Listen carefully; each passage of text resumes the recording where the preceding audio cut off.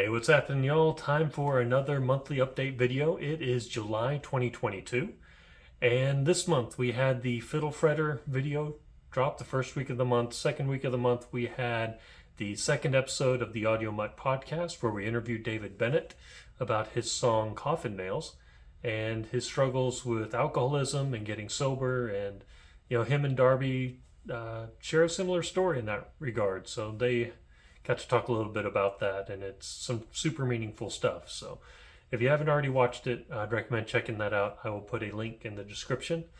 And then we just had the music video for Our Last Dance that went live.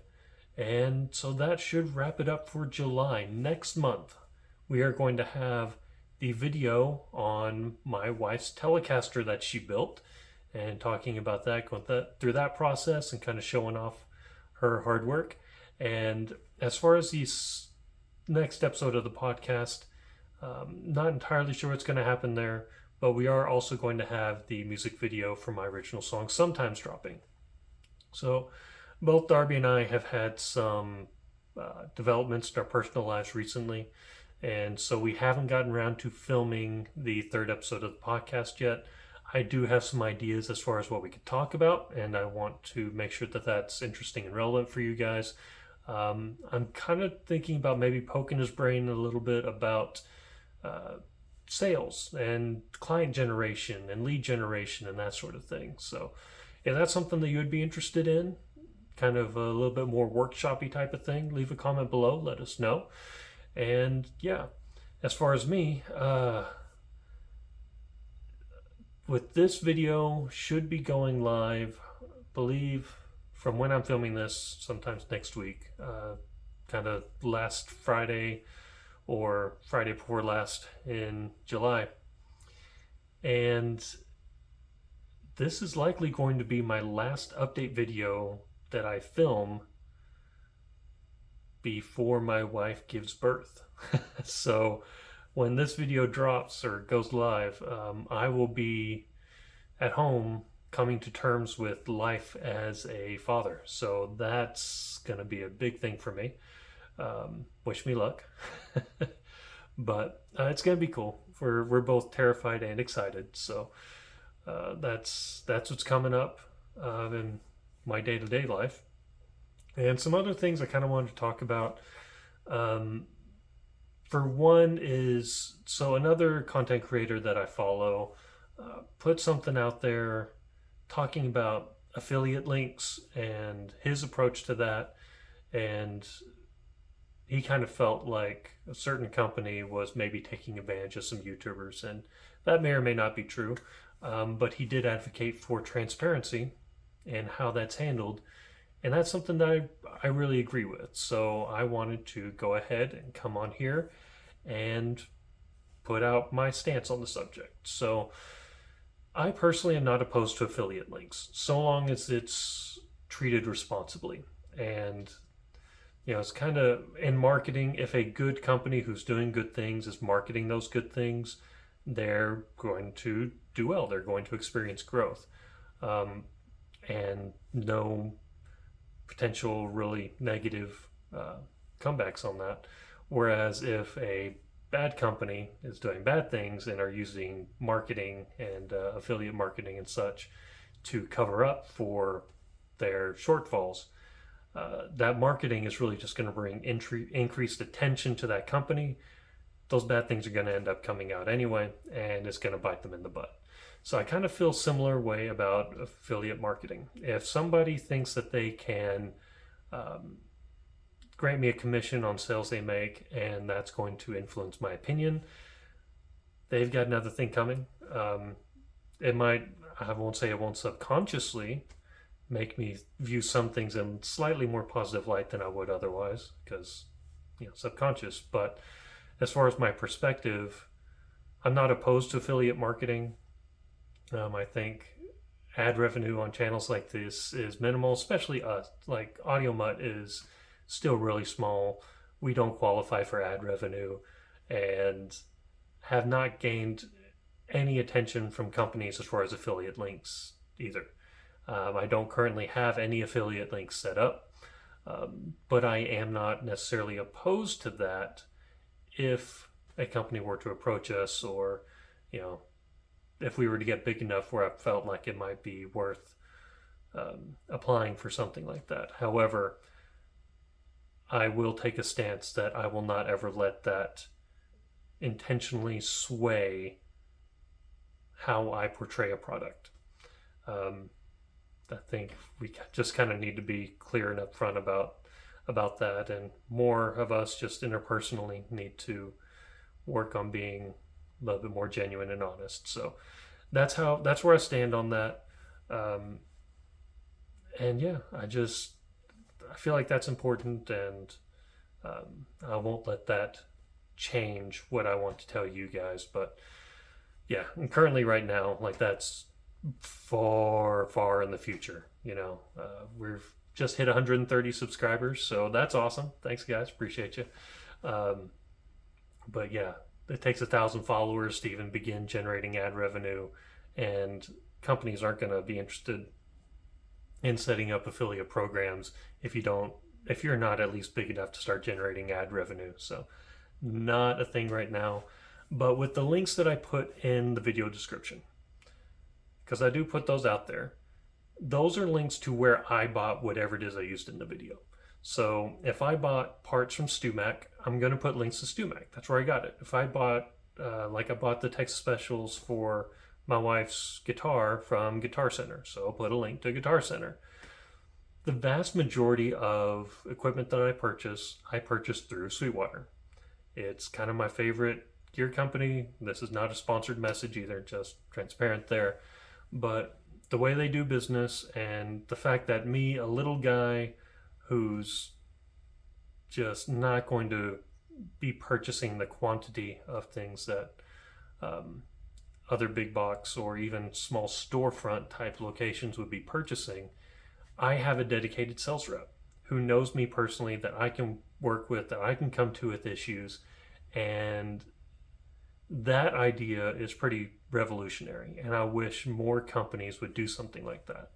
And I've been working with Bob, my Sweetwater engineer, for a decade at least, maybe more.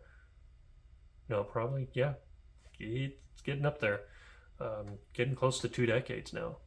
And super awesome guy, and like, he checks on me periodically, and like checks to see how things are going with the baby coming up. And he just asked me the other day if I was a dad yet. So and I'll send him and his team thank you notes and Merry Christmas messages, just because I love the way that business runs. And like, I just had my Marshall DSL 40 kind of crapped out. It was under warranty, sent it back to Sweetwater. They're taking care of it. They've had some issues with dealing with their supplier, but they're getting the parts in, they're getting it fixed, and they're getting it back to me. Easy peasy, no worries really on my part. And I mean, you can't really complain about that. So if you see a lot of Sweetwater links in my videos, as of July 2022, that's all it is. That's where I buy my gear. So that's where I'm sending you to. It's not an affiliate marketing program. So now that that's all out of the way, these update videos, it's kind of the last thing I wanted to touch on here. My original plan was to have it be an unlisted video, so it wouldn't get necessarily pushed out everywhere, but those who are subscribers could go to the channel page and get kind of a personalized message. And I've done a couple of them that way, and the only people who viewed it were me. So that approach is not necessarily working. So I think starting with this video, we will just start making it public. Not necessarily as cool, but it is, I think, what needs to happen to actually get these messages out to my subscribers. So we're going to do that. But anyway, so all that to come in the next month, and doing even more. If we don't get a new podcast episode filmed, I might do another kind of vlog style thing like I did with the Pro Tools video, or maybe, I've been kicking this around, going live of a morning and not necessarily to do anything this time, but just to have some conversations. If people jump in the chat, just kind of talk about some stuff, answer questions, and just kind of have like a general kind of community moment just to hang out. So I thought that might be kind of cool to do either of a morning or an evening. So if that's something that you would be interested in, let me know down in the comments, and that might be a good substitute for, especially with the baby coming, the regular kind of podcast thing. We are going to keep doing that. Audio Mutt Podcast is not going away because I think there's so much I want to do with that. I've got a friend who moved to Italy. I really want to see if I can get her on the show to talk about how music and the arts are in Italy versus here in the States. I've got another guy who runs a metal podcast, and I want to get him on the show to talk about his experience with podcasting and what advice he would give to podcasters, and just talk about the nature of podcasting in general. I've got a former professor who is doing a music history project that he's seeking. I don't know if he's gotten grant funding yet or if he's seeking grant funding, but I want to talk with him about his project. I think that could be super cool. So these are all things that are in the works. Another thing that I've got working is my Pro Tools versus Reaper video. This is one I've been working on for a while, ever since I did that initial Pro Tools video, where I wanted to, there's a song from my first album called Welcome Home that I got a good buddy to sing on, but he lives elsewhere and is not able to be here to like shoot music videos or any of that kind of stuff. And it's one of my favorite songs off the album. I would love to be able to shoot a music video for it and do some more cool stuff, but I really can't without his involvement because he's kind of the lone singer on that whole track. So I took that opportunity and combined it with the opportunity of wanting to evaluate Pro Tools and Reaper. And so I re-recorded that song in both softwares from scratch. Not necessarily to evaluate sound quality, but to evaluate workflows. And doing Reaper like straight as it comes, I mean, it's a digital download, but out the box, to see how it works kind of naturally versus Pro Tools, what I do like about each one, what I don't like about each one, and just kind of my mental thoughts on that. So I've filmed a good portion of myself doing that whole process. So I've finished recording, mixing, and mastering that song on both softwares. And I'm now going through that footage and taking notes about my thoughts and how things went. And once I get that all together, I'm going to decide how I want to present that to you guys. And if it's just going to be kind of vlog style, or if I'm going to cut in a lot of that footage and maybe even do like a tally score thing. Pro Tools gets a point here, Reaper gets a point here. Not necessarily anything definitive, but my opinions and how I experienced working in the two softwares. That's another thing I'm working on. I'm hoping to get that done, not for next month, but maybe the month after that, depending on how things go with the kiddo. So yeah, wish me luck there, because I think that could be super cool and interesting, just to maybe get to look at those two workflows side by side and see which one works better for me.